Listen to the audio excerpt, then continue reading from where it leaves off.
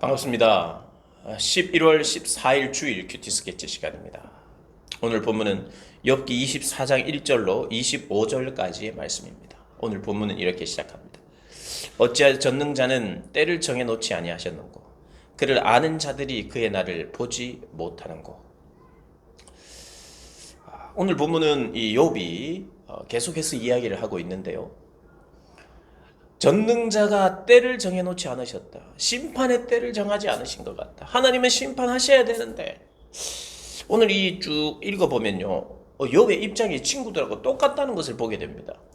똑같은 거 뭐냐 하면 악인이 심판을 받아야 된다. 그런데 그 심판이 자꾸 딜레이 되는 것 같다. 악인이 심판받는 것이 맞다, 이런 이야기를 하고 있어요.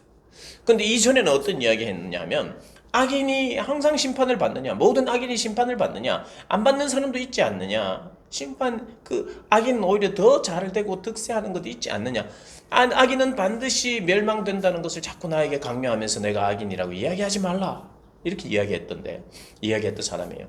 그러니까 욥은 오늘 이 이야기를 통해서 욥이 악인의 심판에 대해서, 그리고 궁극적인 심판에 대해서 그것이 아니라고 말하지 않는 사람이에요.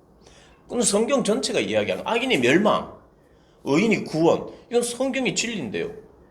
그것을 부인하면서 사는 게 아니라 더 크고 넓으신 그 하나님의 섭리와 하나님의 때, 이런 것에 대해서 우리가 다 알지 못한다는 거예요.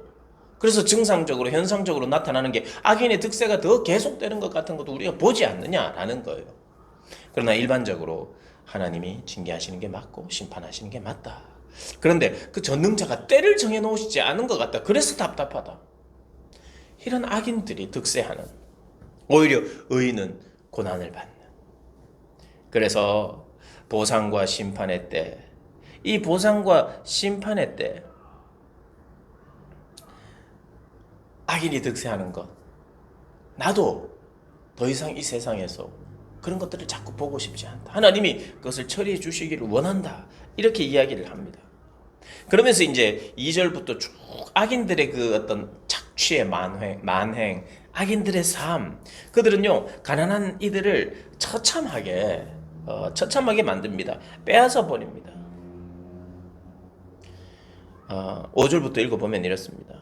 2절부터인데요. 어떤 사람은 땅에 경계표를 옮기며 양떼를 빼앗고 나귀를 몰고 가고 과부의 소를 볼모 잡고 가난한 자를 몰아내고 학대받는 자가 다 스스로 숨고, 거친 광야의 들나귀 같아서 일하며 먹을 것을 부지런히 구하니 빈 들이 그들의 자식을 위하여 그에게 음식을 내는구나. 가난한 이들의 그런 처참한 상태를 5절부터 이렇게 8절까지 이야기를 합니다. 그리고 9절부터는 이런 이야기를 합니다. 어떤 사람은 고아를 어머니의 품에서 빼앗으며 가난한 자의 옷을 볼모 잡음으로 그들이 옷이 없어 벌거벗고 다니며 곡식 이삭을 나르나 굶주리고 그 사람들의 담 사이에서 기름을 짜며 목말라 하면서 술 틀을 밟느니라. 참 가난한 자들의 이런 모순된 그런 상황들을 이야기를 하십니다. 그런데 이런 가운데서도 하나님은 침묵하고 계신다는 거예요. 12절에 보니 성중에서 죽어가는 사람들이 신음하며 상한 자가 부르짖으나 하나님이 그들의 참상을 보지 않으시고, 하나님의 심판이 늦어지고 있고 연기되는 것 같고 아니면 아예 없는 것 같은 그런 상황을 계속해서 이야기합니다. 그러면서 악인들의 만행을 또 14절부터 17절까지 계속해서 이야기합니다. 그래서 이 욥은 이런 이 세상을 보며 반드시 하나님의 심판은 임할 것이다, 실행되어야 한다, 나도 너희들의 말에 동의한다 라고 말하는 거예요.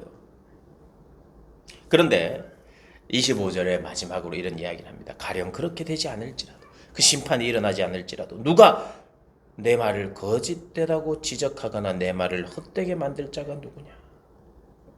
나는 분명히 인과 응복, 행위화 복, 이런 원리가 반드시 필요하고 적용돼야 된다고 나도 믿는다. 그러나 그 원리의 적용이 다 이루어지지 않아 보이는 이 세상 친구들에게, 그런데 이 세상이 왜 이러냐 하면서 친구들에게도 항변하고 하나님을 향해서도 하나님 과연 이런 분인데 하나님 어디에 계십니까? 무슨 일을 하십니까? 라고 항변하는 그런 의미가. 그래서 오늘은 두 가지 의미로 우리가 볼 수 있을 거예요. 너희들의 말을 다, 친구들을 향하여 너희들의 말을 다 인정한다. 하나님도 그것을 원하신다고 믿는다. 악인들을 심판하시는 것. 나도 그렇게 되기를 원한다. 그런데 하나님, 왜 그 때를 정하지 않고 이렇게 사람들을 헷갈리고 힘들게 만드십니까? 라고 하나님께 항변하는 그런 모양이 있는 것이죠.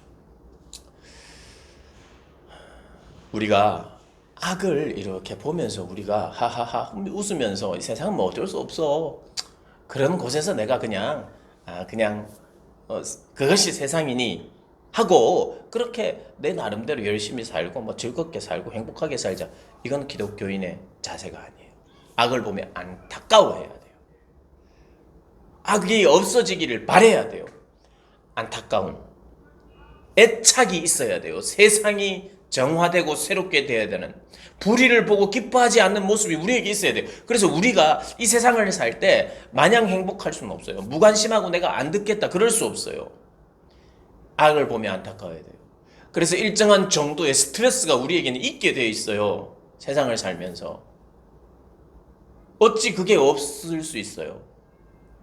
악이 난무한 것을 보면.